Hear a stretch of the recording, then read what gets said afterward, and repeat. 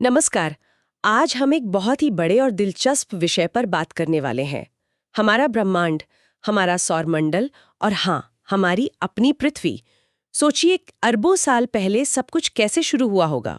ये सवाल तो हमेशा से रहा है। हमारे पास कुछ बेहतरीन स्रोत, लेख और नोट्स हैं और हमारा इरादा है कि इनमें छिपी सबसे महत्वपूर्ण और हैरान करने वाली जानकारियों को एक सहज बातचीत के जरिए समझें। तो कहाँ से शुरू करें? सबसे बड़े सवाल से ही करते हैं। हाँ, जाहिर है। सबसे बड़े सवाल से ये सब आया कहाँ से? क्या ये बिग बैंग थ्योरी ही वो जवाब है? हाँ, ब्रह्मांड की उत्पत्ति के लिए आज सबसे ज्यादा मान्यता बिग बैंग सिद्धांत को ही मिली है। ये विचार 1931 में जॉर्ज लेमेत्रे का था। वो एक कैथोलिक पादरी और खगोल शास्त्री थे। अच्छा। लेकिन इसे असली बल तब मिला जब एडविन हबल ने अपनी दूरबीनों से देखा कि आकाशगंगाएं हमसे और एक दूसरे से तेजी से दूर जा रही हैं। मतलब जैसे एक धमाके के बाद चीजें बाहर की तरफ फैलती हैं? हाँ, बिल्कुल वैसे ही। तो ये सब कब हुआ? ये महाविस्फोट, जिसे बिग बैंग कहते हैं, ये हुआ था लगभग 13.6 अरब साल पहले। 13.6 अरब साल। हाँ, उस एक पल से पहले माना जाता है कि पूरा ब्रह्मांड एक असीम रूप से छोटे, बेहद गर्म और घने बिंदु में समाया हुआ था। एक बिंदु में? कमाल है। फिर हुआ वो धमाका, और विस्फोट के बाद से ब्रह्मांड लगातार फैल रहा है और आज भी ये विस्तार जारी है। इसी रोमांचक स्टडी को हम कॉस्मोलॉजी कहते हैं। कमाल है। 13.6 अरब साल, ये सोचना भी मुश्किल है। अच्छा, तो ब्रह्मांड फैलना शुरू हुआ, लेकिन इसमें हमारा अपना सौरमंडल, हमारा सूरज, हमारी पृथ्वी, ये सब कैसे बने? क्या इसका भी कोई सिद्धांत है? हाँ, इसके लिए नेब्यूलर थ्योरी यानी निहारिका परिकल्पना सबसे स्वीकृत मॉडल है। इसे 1755 में इमैनुअल कांट ने पहली बार सोचा और फिर 1796 में पियरे लाप्लास ने इसे गणितीय रूप दिया। अच्छा। कहानी शुरू होती है एक विशाल नेब्यूला से। नेब्यूला मतलब धूल और गैस का एक बहुत बड़ा बादल, है ना? फिर गुरुत्वाकर्षण यानी ग्रेविटी के कारण ये विशाल बादल धीरे धीरे अपने ही वजन से अंदर की ओर सिकुड़ने लगा। हाँ, और जैसे जैसे ये सिकुड़ता गया, ये घूमने भी लगा और चपटा होकर एक डिस्क जैसा बन गया। केंद्र में दबाव और तापमान बेतहाशा बढ़ गया। इतना ज्यादा कि कुछ असाधारण हुआ होगा। बिल्कुल। केंद्र में तापमान और दबाव इतना बढ़ गया कि हाइड्रोजन के परमाणु आपस में जुड़कर हीलियम बनाने लगे। अच्छा। इसी प्रक्रिया को नाभिकीय संलयन या न्यूक्लियर फ्यूजन H+H है E कहते हैं। हाँ, न्यूक्लियर फ्यूजन। इससे भारी मात्रा में ऊर्जा निकली और इसी ऊर्जा ने हमारे सूर्य को जन्म दिया। हमारा सूर्य आज भी मुख्यतः हाइड्रोजन करीब 70% और हीलियम से ही बना है। ये सब करीब 4.5 अरब साल पहले हुआ। 4.5 अरब साल पहले सूरज का जन्म। और इसी प्रक्रिया से जुड़े अध्ययन के लिए भारत में भी कोई प्रमुख संस्थान है? हाँ, भारत में खगोल भौतिकी का एक बेहद प्रतिष्ठित संस्थान बेंगलोर में है। भारतीय खगोल भौतिकी संस्थान, इंडियन इंस्टीट्यूट ऑफ एस्ट्रोफिजिक्स। अच्छा, बेंगलोर में। तो सूर्य बन गया केंद्र में, और बाकी ग्रह वो कैसे बने? तो सूर्य के बनने के बाद जो धूल और गैस डिस्क में बच गई थी, वो गुरुत्वाकर्षण के कारण धीरे धीरे आपस में जुड़ने लगी। छोटे कण मिलकर बड़े पिंड बने और यही पिंड आगे चलकर ग्रह, बौने ग्रह, चंद्रमा, क्षुद्र ग्रह यानी एस्ट्रॉइड और धूमकेतु यानी कॉमेट बने। आपने कई तरह के आकाशीय पिंडों का जिक्र किया। इनमें मूल अंतर क्या है, जैसे तारे और ग्रह में? हाँ, मुख्य अंतर रोशनी का है। तारे चमकदार होते हैं, मतलब लुमिनस। उनकी अपनी रोशनी होती है जो न्यूक्लियर फ्यूजन से पैदा होती है। वहीं ग्रह, चंद्रमा वगैरह गैर चमकदार हैं, नॉन लुमिनस। अच्छा। ये सूर्य या किसी और तारे की रोशनी को बस रिफ्लेक्ट करते हैं, परावर्तित करते हैं, इसलिए हमें चमकते हुए दिखते हैं। और एस्टेरॉइड, मीटेरॉइड, कॉमेट, ये सब क्या हैं? अक्सर इनके नाम सुनने में आते हैं। देखिए, एस्टेरॉइड यानी क्षुद्र ग्रह, ये ज्यादातर चट्टानी पिंड हैं जो सूर्य की परिक्रमा करते हैं। ज्यादातर मंगल और बृहस्पति के बीच की एस्टेरॉइड बेल्ट में पाए जाते हैं। अच्छा, एस्टेरॉइड बेल्ट। फिर मीटियोरॉइड अंतरिक्ष में घूमते छोटे चट्टानी या धातु के टुकड़े हैं। जब ये पृथ्वी के वायुमंडल में तेजी से घुसते हैं तो हवा के घर्षण से जल उठते हैं, जिन्हें हम टूटता तारा कहते हैं। हाँ, वही शूटिंग स्टार। ये जलने की घटना वायुमंडल की मेसोस्फीयर परत में होती है। मेसोस्फीयर में? और हाँ, अगर कोई टुकड़ा पूरी तरह जले बिना जमीन तक पहुंच जाए तो उसे मीटियोराइट कहते हैं। ओह, मीटियोराइट। और धूमकेतु, कॉमेट्स, वो बर्फीले धूल के गोले होते हैं। जब ये अपनी लंबी अंडाकार कक्षा में घूमते हुए सूर्य के पास आते हैं तो इनकी बर्फ और गैस गर्म होकर भाप बन जाती है। और एक पूंछ जैसी बना लेती है, वो हमें दिखाई देती है। तारों का रंग उनके सतह के तापमान को बताता है। तापमान। हाँ, सबसे गर्म तारे नीले या सफेद दिखते हैं, जबकि ठंडे तारे, मतलब सापेक्ष रूप से ठंडे, वो लाल या नारंगी रंग के होते हैं। और रात में दिखने वाले तारों के पैटर्न या समूह को हम तारामंडल कहते हैं, कॉन्स्टलेशन। ठीक है। और हमारी अपनी आकाशगंगा मिल्की वे, उसकी सबसे करीबी बड़ी पड़ोसी आकाशगंगा है एंड्रोमेडा। एंड्रोमेडा। अच्छा। आपने एस्ट्रॉइड बेल्ट का जिक्र किया जो मंगल और बृहस्पति के बीच है। क्या सौर मंडल में कहीं और भी ऐसे पिंडों का जमावड़ा है? हाँ, मंगल और बृहस्पति के बीच तो मुख्य एस्ट्रॉइड बेल्ट है ही। इसके अलावा वरुण यानी नेपच्यून ग्रह की कक्षा के पार एक और बर्फीला क्षेत्र है, जिसे कुइपर बेल्ट कहते हैं। Kuiper belt. हाँ, प्लूटो जिसे पहले ग्रह मानते थे, वो इसी कुइपर बेल्ट का हिस्सा है। यहाँ एक दिलचस्प जानकारी जुड़ी है ना? किसी भारतीय संगीतकार के नाम पर भी कुछ है अंतरिक्ष में? बिल्कुल, ये वाकई खास बात है। अंतर्राष्ट्रीय खगोलीय संघ IVU ने मंगल और बृहस्पति के बीच घूमने वाले एक छोटे ग्रह, एक माइनर प्लैनेट, संख्या है 300128। 300128। हाँ, उसका नाम भारत के महान शास्त्रीय गायक पंडित जसराज के नाम पर पंडित जसराज रखा है। अरे वाह! ये सम्मान उन्हें उनकी संगीत विरासत के लिए दिया गया और इसका संबंध उनकी जन्म तिथि 28 जनवरी 1930 से भी जोड़ा गया है। वो पहले भारतीय संगीतकार हैं जिनके नाम पर ऐसा सम्मान है। ये तो सचमुच गर्व की बात है। चलिए अब ग्रहों पर ध्यान केंद्रित करते हैं। हमारे सौरमंडल में 8 ग्रह हैं। इन्हें कैसे बांटा जाता है? हाँ, इन 8 ग्रहों को उनकी बनावट और सूर्य से दूरी के आधार पर 2 मुख्य ग्रुप्स में बांटा जाता है। पहले 4 ग्रह बुध, मकरी, शुक्र, वीनस, पृथ्वी, अर्थ और मंगल, मार्स। ठीक है। चट्टानी ग्रह। और बाकी 4? बाकी 4 Brihaspati, Jupiter, Shani, Saturn, Arun, Uranus और वरुण, नेपच्यून। ये जोवियन या बाहरी ग्रह कहलाते हैं। जोवियन या आउटर प्लैनेट्स। जोवियन। हाँ, ये गैस के विशाल गोले हैं जिनमें मुख्य रूप से हाइड्रोजन और हीलियम है। इनका आकार बहुत बड़ा है, लेकिन घनत्व, डेंसिटी कम होती है और इनकी कोई ठोस सतह नहीं होती। ये सूर्य से काफी दूर हैं। आकार में सबसे बड़ा कौन है और सबसे छोटा? इनका क्रम क्या है? आकार के हिसाब से देखें तो सबसे बड़ा है बृहस्पति, फिर शनि, अरुण, वरुण, फिर अपनी पृथ्वी, शुक्र, मंगल और सबसे छोटा बुध। ओह! चाहें तो JSUNEVMM से याद रख सकते हैं। जुपिटर, सैटर्न, यूरेनस, नेपच्यून, अर्थ, वीनस, मार्स, मर्क्यूरी। JSUNEVMM। अच्छा है। और इनके घूमने में भी कुछ खास है ना? ज्यादातर एक ही दिशा में घूमते हैं। हाँ, ज्यादातर ग्रह अपनी धुरी पर पश्चिम से पूर्व घूमते हैं, मतलब एंटी क्लॉकवाइज, उसी दिशा में जिसमें वे सूर्य की परिक्रमा करते हैं। लेकिन 2 ग्रह इस नियम के अपवाद हैं। अच्छा, कौन से? शुक्र यानी वीनस और अरुण यानी यूरेनस। ये दोनों पूर्व से पश्चिम घूमते हैं, क्लॉकवाइज। उल्टा घूमते हैं, क्यों?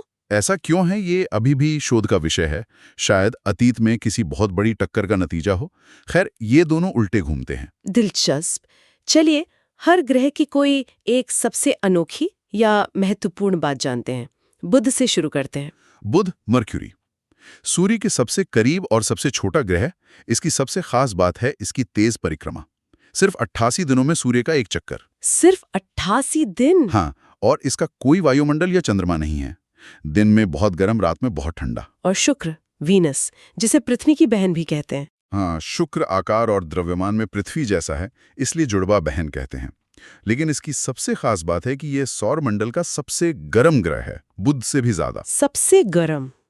पर वो तो दूसरे नंबर पर है। हाँ, पर इसका घना कार्बन डाइऑक्साइड और सल्फ्यूरिक एसिड बादलों वाला वायुमंडल एक भयंकर ग्रीन हाउस इफेक्ट पैदा करता है। गर्मी को बाहर निकलने ही नहीं देता। ओह! और हाँ, ये उल्टा घूमता है और आसमान में सबसे चमकीला ग्रह है। भोर का तारा या सांझ का तारा भी कहते हैं। इसका भी कोई चंद्रमा नहीं है। फिर आती है हमारी पृथ्वी। इसकी सबसे खास बात तो यही है कि आज जीवन है। बिल्कुल, पृथ्वी की सबसे अनूठी बात यही है कि यह अज्ञात ब्रह्मांड में एकमात्र जगह है जहां जीवन पनपा है। इसका एक बड़ा कारण यहां तरल पानी की मौजूदगी है। इसकी सतह का 70% हिस्सा पानी से ढका है, इसीलिए इसे नीला ग्रह कहते हैं। नीला ग्रह। साथ ही इसका एक स्थिर और सुरक्षात्मक वायुमंडल है और एक बड़ा चंद्रमा है जो इसकी धुरी को स्थिर रखने में मदद करता है। और हाँ, ये सौर मंडल का सबसे घना ग्रह भी है। पृथ्वी के बाद है मंगल, लाल ग्रह।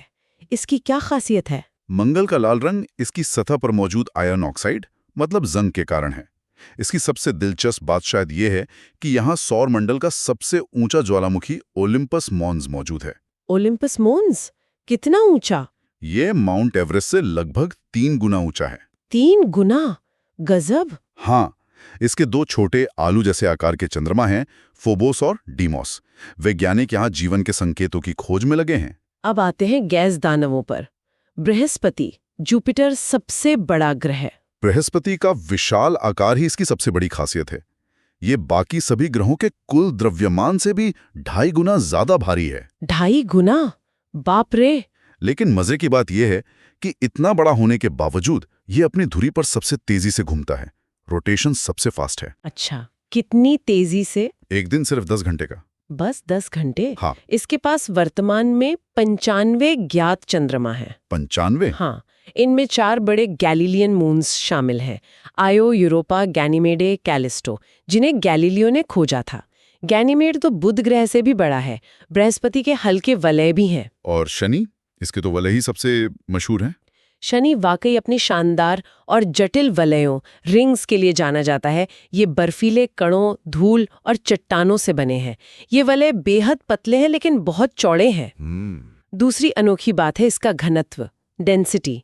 ये पानी से भी हल्का है। पानी से भी हल्का? मतलब अगर कोई इतना बड़ा समुद्र होता कि शनि को उसमें रख सकें तो वो तैरने लगता। अरे वाह। इसके सबसे ज्यादा 146 ज्ञात चंद्रमा हैं। 146? बृहस्पति से भी ज्यादा? हाँ, फिलहाल सबसे ज्यादा इसी के पास है। इसमें टाइटन सबसे बड़ा है और उसका अपना घना वायुमंडल भी है। 1675 में कैसिनी ने वलयों के बीच एक गैप देखा था, जिसे कैसिनी डिवीजन कहते हैं। आखिर में अरुण और वरुण, यूरेनस और नेपच्यून, इनकी क्या खास बात है? अरुण की सबसे अजीब बात है इसका अत्यधिक झुकाव। ये अपनी कक्षा में लगभग 98 डिग्री पर झुका हुआ है। 98 डिग्री मतलब ये साइड पर लुढ़कता हुआ सूर्य की परिक्रमा करता है। ओहो, लेटा हुआ ग्रह। हाँ, एक तरह से। और ये शुक्र की तरह ही उल्टा घूमता है, दक्षिणावर्त। वरुण सूर्य से सबसे दूर का ग्रह है और गहरे नीले रंग का दिखता है, मीथेन गैस के कारण। क्योंकि ये सबसे दूर है, इसे सूर्य का एक चक्कर लगाने में सबसे ज्यादा समय लगता है, लगभग 165 साल। 165 साल। ग्रहों की ये विविधता वाकई कमाल की है। अब जरा अपने सबसे करीबी साथी चंद्रमा पर लौटते हैं। चंद्रमा पृथ्वी का एकमात्र प्राकृतिक उपग्रह है। ये खुद नहीं चमकता। जैसा हमने कहा, सूर्य की रोशनी परावर्तित करता है। इसका व्यास पृथ्वी का करीब 1/4 है। रोशनी को चांद से पृथ्वी तक आने में सिर्फ 1.26 सेकंड लगते हैं। बस 1.25 सेकंड। हाँ, औसत दूरी करीब 3,84,000 किलोमीटर है और गुरुत्वाकर्षण पृथ्वी का छठा हिस्सा है, 16वां। और ये हमेशा हमें अपना एक ही चेहरा क्यों दिखाता है? ये बड़ा अजीब लगता है। हाँ, ये एक बहुत दिलचस्प घटना है। इसे सिंक्रोनस रोटेशन या टाइडली लॉक्ड होना कहते हैं।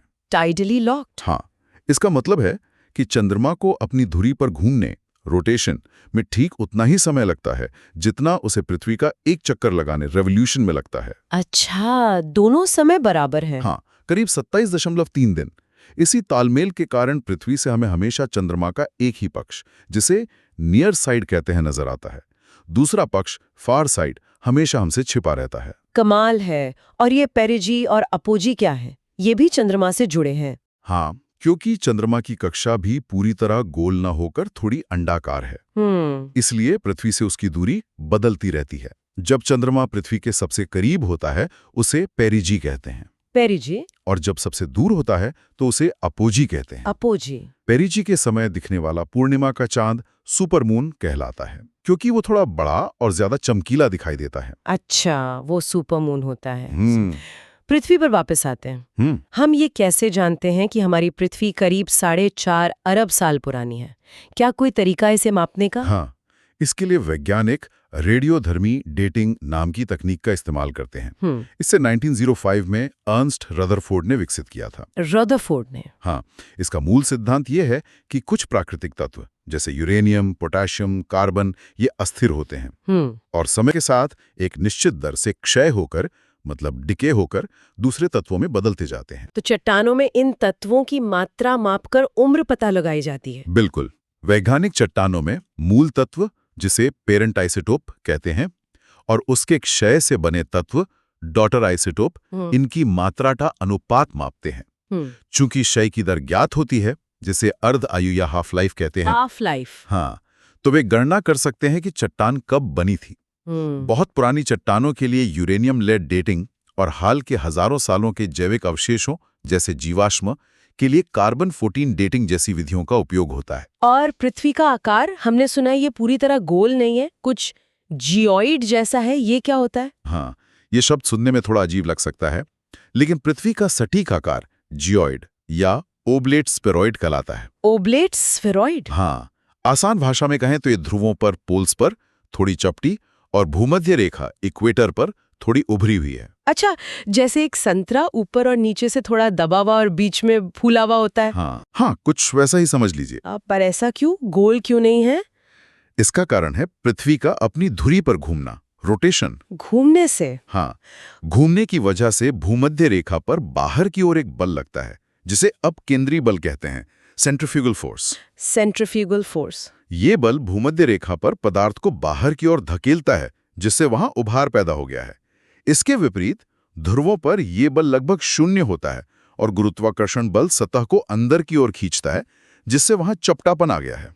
वहीं केंद्राभिमुख बल या सेंट्रीपेटल फोर्स वो बल है जो किसी वस्तु को वृत्ताकार पथ में घूमने के लिए केंद्र की ओर खींचता है। अच्छा, तो इस चपटे उभरे आकार का मतलब है कि पृथ्वी का केंद्र से सतह तक का फासला यानी त्रिज्या, रेडियस, हर जगह बराबर नहीं है। एकदम सही। भूमध्य रेखा पर त्रिज्या, इक्वेटोरियल रेडियस, लगभग 6378 किलोमीटर है, जो ध्रुवों पर त्रिज्या, पोलर रेडियस, लगभग 6357 किलोमीटर से करीब 21 किलोमीटर ज्यादा है। 21 किलोमीटर का फर्क? हाँ, इसी तरह भूमध्य रेखा की परिधि, इक्वेटोरियल सर्कम्फ्रेंस, जो करीब 40,075 किलोमीटर है, वो भी ध्रुवीय परिधि पोलर सर्कम्फ्रेंस करीब 40,007 किलोमीटर से ज्यादा है। और पृथ्वी सीधी खड़ी होकर नहीं घूमती, थोड़ी झुकी हुई है। हाँ, ये बहुत महत्वपूर्ण है। पृथ्वी अपनी घूर्णन धुरी एक्सिस पर 23.5 डिग्री झुकी हुई है। 23.5 डिग्री? हाँ, इसे अक्षीय झुकाव, एक्सियल इंक्लिनेशन कहते हैं। और जिस तल पर यह सूर्य की परिक्रमा करती है, जिसे ऑर्बिटल प्लेन कहते हैं, उस तल के सापेक्ष इसका झुकाव 66.5 डिग्री है।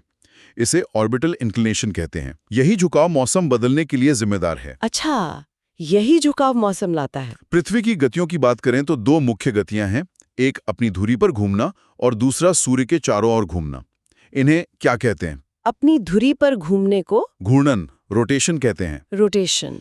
पृथ्वी पश्चिम से पूर्व की ओर घूमती है और एक घूर्णन पूरा करने में 23 घंटे 56 मिनट और 4 सेकंड का समय लेती है। 24 घंटे नहीं, लगभग 24 घंटे।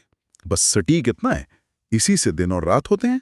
घूर्णन की गति भूमध्य रेखा पे सबसे तेज होती है, करीब 1670 किलोमीटर प्रति घंटा, और ध्रुवों पर शून्य हो जाती हैं। और सूर्य के चारों ओर चक्कर लगाना? उसे परिक्रमण, रेवोल्यूशन कहते हैं। रेवोल्यूशन। पृथ्वी सूर्य के चारों ओर एक अंडाकार या दीर्घवृत्ताकार कक्षा में घूमती है। एक पूरा चक्कर लगाने में 365 दिन, 6 घंटे, 9 मिनट और 9 सेकंड लगते हैं। 365 दिन और लगभग 6 घंटे ज्यादा। हाँ, यही अतिरिक्त 6 घंटे लगभग हर 4 साल में जुड़कर एक दिन बन जाते हैं। ओह, जिसे हम लीप वर्ष में फरवरी के महीने में 29वें दिन के रूप में जोड़ते हैं। अच्छा, तो लीप ईयर का कारण ये है? बिल्कुल। पृथ्वी की औसत कक्षीय गति मतलब ऑर्बिटल स्पीड लगभग 29.8 किलोमीटर प्रति सेकंड है। 29 किलोमीटर एक सेकंड में? बहुत तेज। चूंकि कक्षा अंडाकार है तो सूर्य से पृथ्वी की दूरी भी बदलती होगी। हाँ, साल भर में पृथ्वी की सूर्य से दूरी थोड़ी बदलती है। जब पृथ्वी सूर्य के सबसे नजदीक होती है, लगभग 14.75 करोड़ किलोमीटर दूर, उस स्थिति को पेरिहेलियन कहते हैं। ये आमतौर पर 3 जनवरी के आसपास होता है। पेरिहेलियन, जनवरी में? हाँ, और जब पृथ्वी सूर्य से सबसे दूर होती है, लगभग 15.25 करोड़ किलोमीटर, उसे एपहेलियन कहते हैं, जो आमतौर पर 4 जुलाई के आसपास होता है। एपहेलियन, जुलाई में। तो आज हमने एक लंबा सफर तय किया। बिल्कुल। बिग बैंग से ब्रह्मांड की शुरुआत, नेबुलर थियरी से हमारे सौर मंडल का जन्म, तारों, ग्रहों, एस्टेरॉयड और धूमकेतुओं की दुनिया, हर ग्रह की अपनी अनोखी पहचान, जैसे शुक्र का सबसे गर्म होना या शनि के अद्भुत वलय। सही। हमारे चंद्रमा का वो एक ही चेहरा दिखाना, सिंक्रोनस रोटेशन। और फिर हमारी अपनी पृथ्वी का वो जियोइड आकार, रेडियोधर्मी डेटिंग से उसकी उम्र जानना, और उसकी 2 गतियां, रोटेशन और रेवोल्यूशन। ये सारी जानकारी सिर्फ फैक्ट्स का कलेक्शन नहीं है, बल्कि ये हमें समझने में मदद करती है कि हम इस विशाल ब्रह्मांड में कहाँ हैं। ये उन भौतिक नियमों की झलक दिखाती है जो तारों के बनने बिगड़ने से लेकर ग्रहों की चाल और पृथ्वी पर जीवन के पनपने तक हर चीज को नियंत्रित करते हैं। इन नियमों को समझना ही विज्ञान की खूबसूरती है। बिल्कुल। और इसी समझ को आगे बढ़ाते हुए एक सवाल सोचने के लिए छोड़ जाते हैं। हमने जाना कि पृथ्वी अपनी धुरी पर 23-30.5 डिग्री झुकी हुई है और सूर्य के चारों ओर चक्कर लगाती है।